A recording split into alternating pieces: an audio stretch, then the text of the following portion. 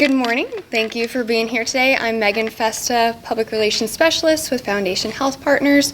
Today we're going to be discussing COVID-19, FHP's preparedness, and talking a little bit more about what the community can do to mitigate our risks. We're going to start this morning off with our CEO, Shelley Ebenall. Good morning.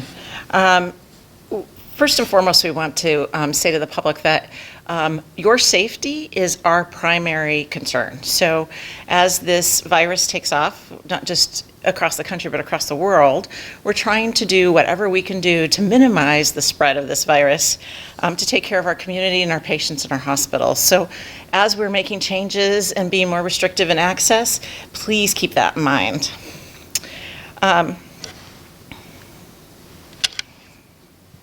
We're starting to put in precautions, so you're going to see that the entrances to the hospital are going to start being reduced.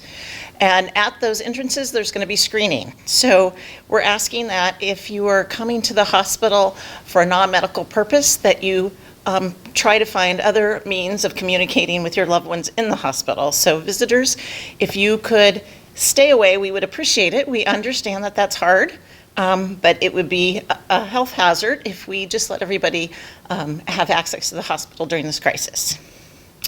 We urge you that if you're sick, you don't come to the hospital unless you need to be here because you're sick. So we have a lot of visitors that come to use the cafeteria or the gift store, and we're asking you not to do this during this time. Part of how you can keep safe is hand washing. My chief quality officer, TK, tells me all the time about hand washing, and I believe her. When you enter a room, when you exit a room, before you eat, after you eat, every opportunity you have, please use hand sanitizer or wash your hands with soap and water. I'm told washing your hands with soap and water is much better than the hand sanitizer, but if hand sanitizer is what you have, please use it over and over again. We've left hand sanitizer on the table. Please take it with you and use it regularly. We are canceling or postponing or finding creative solutions for events and classes. I think you've already seen some of that. We know that this is really inconvenient, and some of it's very important to the community, like our diabetes support group. We are working on other ways to hold those classes that don't entail large group gatherings. So stay posted. We'll keep communication open on those events. Stay home if you're sick. I know I've said this several times about not coming here, but stay home if you're sick. Not just don't come here, stay home, right? Try to keep away from others and see if we can, our social distancing can keep us healthy. Next, I'd like to invite Clint Brooks, our COO, up to the podium. Thank you, Megan. So I just want to kind of speak for a minute to our preparedness. Our organization has a long history of preparedness. We exercise several times a year, and we have strong community partnerships. Yesterday we hosted a tabletop exercise, and that was a testament to our partnerships in the community. We had representatives from Fort Wainwright, Eielson, Public Health, Chief Andrew Isaac, the city, the borough, all participating in a tabletop exercise of how the community is going to respond to this crisis. We've responded to many crises in the past with infectious disease like SARS, MERS, H1N1, Ebola, so we do have experience. And through that experience, we continue to evolve our preparedness efforts, and we also stockpile much needed supplies, as infectious disease requires a lot of supplies. So we have developed stockpiles to help us through these events, because usually when events like this occur nationally, you see shortages of these types of supplies that are needed to protect our healthcare workers and our patients during a time of crisis. Thank you, Clint. All right, up next, Angie Ramirez, Dr. Angie Ramirez, our Quality Medical Director.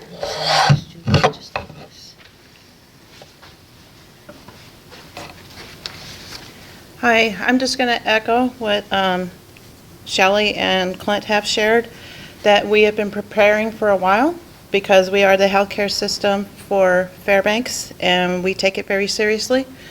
We want to be ready to meet the needs of this epidemic, as well as continue to provide medical care. What's going to be absolutely critically important is if everybody implements the measures, the protective measures that we've been hearing about lately. So hand washing and social distancing and staying home if you're sick, those are absolutely 100% critical. This is a disease that is, we have no vaccine for. It's new, so there is no immunity currently existing. We have no treatment for it. What we do is supportive care. So we want everybody, as many people to stay well as possible, as long as possible. This is a graph that has been circulating around in the media lately. What it illustrates is the importance of, to effectively maintain our healthcare system capabilities, we really need to implement protective measures. If we implement protective measures, then we are able to take care of patients safely and effectively and well without overwhelming our healthcare system. Protective measures, stay home if you're sick. The social distancing, which is stay away 6 feet from other people. This is a contagious illness. Anytime you're close to somebody else, you can infect somebody else without even realizing it. Part of the other challenge is many people don't realize that they're ill because there are a significant number of mild cases. I'm going to show the next graph. It's not as pretty. Shows 2 curves. One community, Philadelphia. The red curve is St. Louis. The Philadelphia community did not implement social distancing. They did not do it until they had up to 50 cases. And at that point, they implemented it. And you can see the spike in fatality. This is from the Spanish flu epidemic of 1918. The other community, St. Louis, implemented social distancing at the very first case and when they first heard about the possibility, and protective measures. And this is what we are advocating at this point in time for our community, and we are trying to implement that. We are implementing that within the healthcare system, the healthcare community, as well as recommending it for the larger community. It is critically important.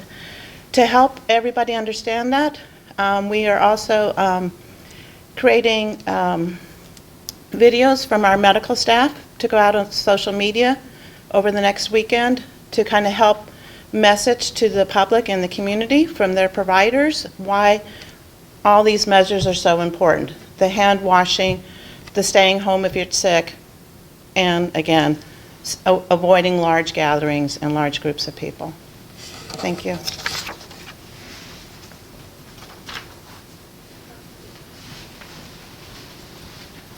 All right, we'll now open it up for questions for our 3 presenters.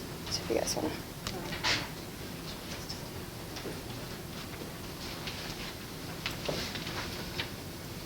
Any questions? So, I heard a lot about what people should do when entering the hospital and staying home, of course, if they are sick. What is going on within the hospital among the doctors and patients to keep up with healthcare protocols?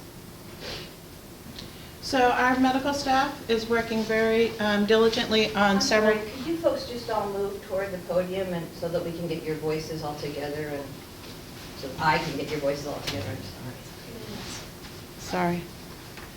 Our medical staff is staying extremely up to date, so it's a very rapidly evolving situation. This is a new illness, and so we are having to build medical expertise, and we do that by staying up to date with the CDC, with information coming from communities that are already dealing with actual treating cases.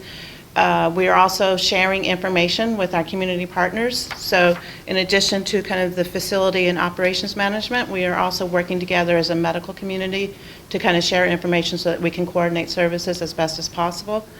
We are also working together with the nursing leaders and administrative staff to develop and what's called in the medical world surge planning capabilities as to how we can best handle a larger group of patients at the same time. And the time for that type of planning is now, and that's what we are doing now and running drills because we want to do it right so we can do it effectively and take care of people right. That's what we're doing currently. I'm sorry for having missed the beginning of your presentation, so forgive me if I ask something that you have already covered. Are you folks, how is Bassett connected with FMH in this regard, and are you sending people back and forth, or do you anticipate sending people back and forth? So do you want to take the first part of that? Sure. So we have a strong relationship with our military partners, both Eielson and Fort Wainwright. Yesterday, we hosted a tabletop exercise, strong representation from both Fort Wainwright and Eielson. Lots of planning and conversation about what their capabilities are, what they're doing currently, protecting their soldiers and airmen, and how we could partner if this epidemic does hit Fairbanks and we have to deal with large number of patients. So a lot of good conversation, a lot of good communication, and again, long-standing partnerships that we've had with those individuals. Yeah, I would just echo, there's relationships already with a representative from Bassett sitting on the FHP Medical Executive Committee, so we already have worked together. That was strengthened in Friday's discussion with sharing medical protocols and initiating discussions on the options and what the best way to serve our community jointly and getting an understanding of all the resources available. We also have shared with them, we have stood up a page for our medical staff so that everybody can be on the same page as to how best, again, the way that we're going to effectively manage this is if we're all working together as a community, both from a system community perspective, but also from a medical community perspective. And we have started that process. Sorry. And it's been a long-standing premise with emergency management preparation is that you establish those relationships on a daily basis. You don't wait to establish those relationships during an emergency. And our community should be proud of all the work that's been done over the years with those relationships. And like I said, we exercise several times a year as a community, and everybody participates in the planning. And so we feel that we have really strong partnerships. And then forgive me if you talked about testing already. What is in a COVID-19 test, and why can't the average lab technician reach on the shelf and grab some stuff? And can you just explain to the public what's in, why? And then I want to ask how many testing kits do we have in Fairbanks, and what's the criteria for testing? Yeah, testing.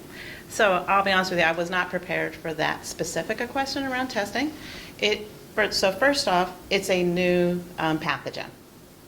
That's the first thing. So there's a lot to build for any type of new test.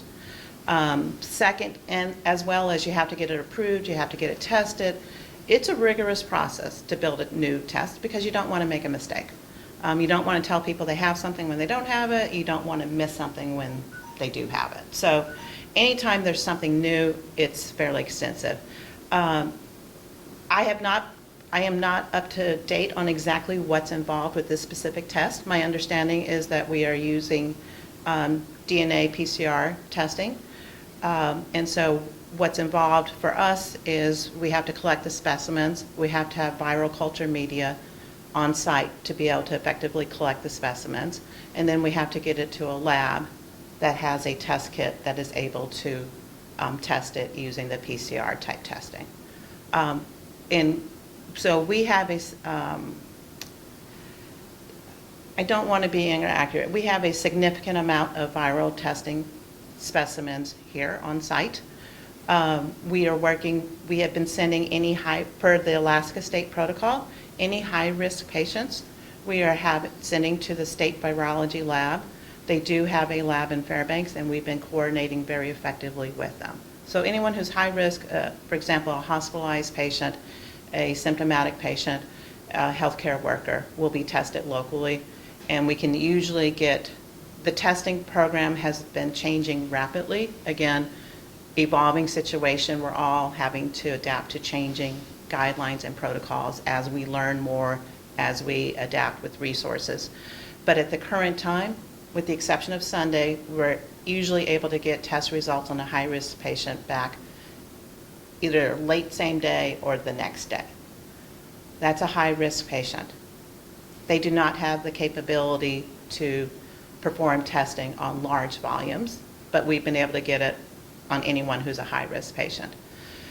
For a patient who is considered low risk, again, this is a viral illness. Many individuals will have it and will have mild symptoms and not be ill at all. If one of those individuals presents, but the provider is concerned because they have some type of underlying condition and wants to test to be sure if they have underlying heart disease or they're an older individual, those tests we will send to a commercial lab. At this time, we are not testing people who are low risk and have minimal symptoms. We are working on a plan on how we could build the capability to do that.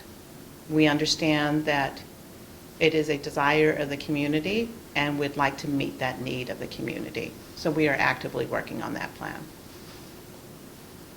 So clarify, Dr. Ramirez, I think that it's important for the community to understand that we didn't set the criteria, the CDC did.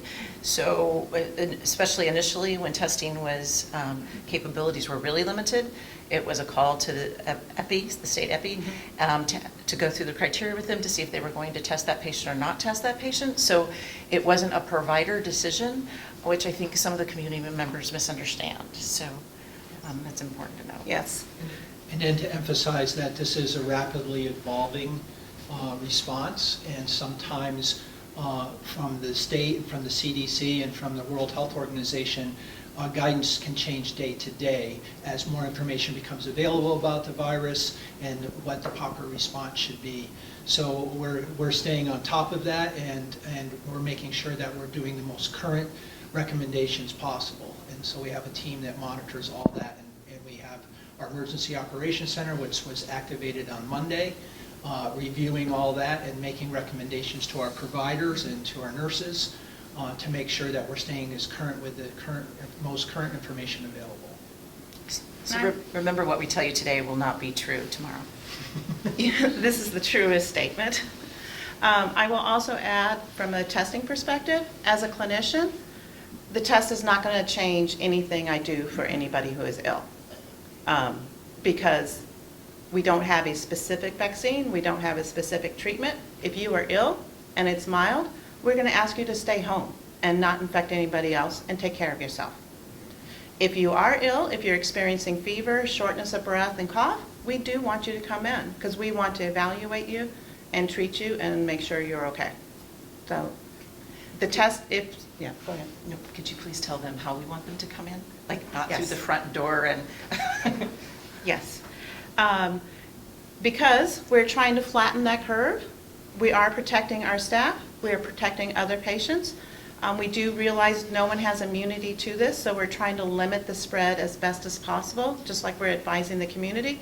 We're trying to implement those measures internally as well. So we are asking that everyone call before coming in. So we have a number for the emergency room, we have a number for our first care center, we have a number for primary care, and would also ask people can call their primary care provider. And that's kind of the standard public health recommendation from the CDC as well as the state of Alaska, and we have implemented it here. And yes. All right, we've got time for 2 more questions. Okay, come on, this is a big deal. You don't have time for 2 more questions. You have time for as many questions as we need to ask. Testing. Yes. Patient education and sending people home. Yes. I'm wondering if, I'm sorry, there was a man who complained that he wasn't tested and he wanted to be, and the simple answer is we don't have enough and we need to prioritize it, right? We need to prioritize it for high-risk folks, the test kits. when someone is ill and you tell them to go home, you tell them with rather strict protocols, you give them like a list of rules to follow and some guidance. Correct. Right? You don't just say, go home. So we have implemented, and it's now built into our electronic medical record, the discharge instructions that clearly specify what we mean by going home, which is staying home, keeping surfaces clean, covering your cough, and avoiding going to any shopping at Walmart, for example. But Dr. Ramirez, but back, I think, to her point, if you get worse or you deteriorate, you give instructions on Oh, yes. So I think that's Yeah, important. if you develop a fever, cough, shortness of breath, and you don't feel well, we want to evaluate you. You mentioned that there's already a significant number of specimens that you're holding, and you have to prioritize right now? No, we have test kits. We are building capability to develop a plan on how we could meet the community request for testing. Okay. Use the word specimens, and I just want to... We do not. Okay, No, thanks. sorry, I misspoke. Yeah, as soon as we do the testing, we submit it either to the state lab if it meets those requirements, or we send it to a commercial lab to be tested. We don't do testing on site of the specimen. We only collect the specimen. If we send to a commercial lab, the turnaround time is about 4 days. And if we take a specimen, we send it to be tested. Yes. Oh, yes, absolutely, immediately. Yeah, we do not hold any specimens.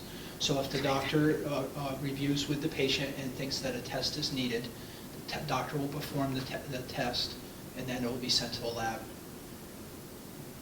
And then we await the results to inform the patient what the results are. Well, I will clarify that one. The nurse will collect the specimen Well, under the doctor's order. under the doctor's orders. Are there any new protocol currently being put in place for doctors who might come into contact with patients who have to have frequent contact with healthcare providers? So I'm thinking of people who have to come in for routine dialysis, or people who might need help getting in and out of bed, or are in the hospital frequently. Anything in place for folks who have to come in contact with many healthcare providers? Not specifically, but all of our medical leadership is currently looking at how they can provide services in the most effective, safe way for our patients, and looking at if there are alternative means to provide the needed healthcare services. So that's an active process right now. I'm trying to think if there's anything that's been implemented. Home medical or equipment, they're now trying to show. So that people don't have to come in to pick it up. Yeah. It's the home medical equipment. We used to have a process where people had to come in here to pick it up, and we are now transitioning that so it can be delivered. And again, right now, that is a very active, it's an activity that's underway at this moment to try to review all those types of services as to how we can best deliver it. I mean, our goal is twofold. We want to protect all of our patients. Well, actually, it's threefold. We want to protect the community, we want to protect any of our patients, and we want to protect our healthcare workers. And so we're having to review all our services and how the best way we can deliver those to meet all those needs, both for today as well as going into the next 3 to 6 months. And then I don't suppose any of you folks are dealing with costs. Costs to the hospital, the hospital will have to ensure that you may not get reimbursed for, or costs to the patient that they may not get reimbursed for. Uninsured patients. So we are, this is ever-changing, and our CFO is sitting in the back of the room. And he is modeling what this might look like, but it will be costly. So we will be limiting services that we provide. So we're going to be hit on the revenue side by limiting services. For example, we probably will be canceling some elective surgeries and some other things to keep folks out of the hospital and safe. But in the meantime, we do suspect that there will be, at least even if we flatten the curve, there will be a curve, and there will be a cost to this facility. But the community comes first, and we'll deal with the cost later. How much it's going to be, we couldn't tell you right now. And I will clarify on that. that's exactly why we have all of our medical leadership involved, so that we can review those services to see which things we can safely defer, which services are truly an elective versus which are medically necessary. And right now, we're only in the planning phases, and there's no need to implement any of those measures specifically at this time for medical services. But we want to be ready when that need arises, that we can do it in a safe way, and a way that's communicated and meets the needs of our patients, which requires us to do the planning now. All right, well, thank you, guys. That's about all the time we have for questions. If you have additional questions, you guys have my contact information. You can reach out to me.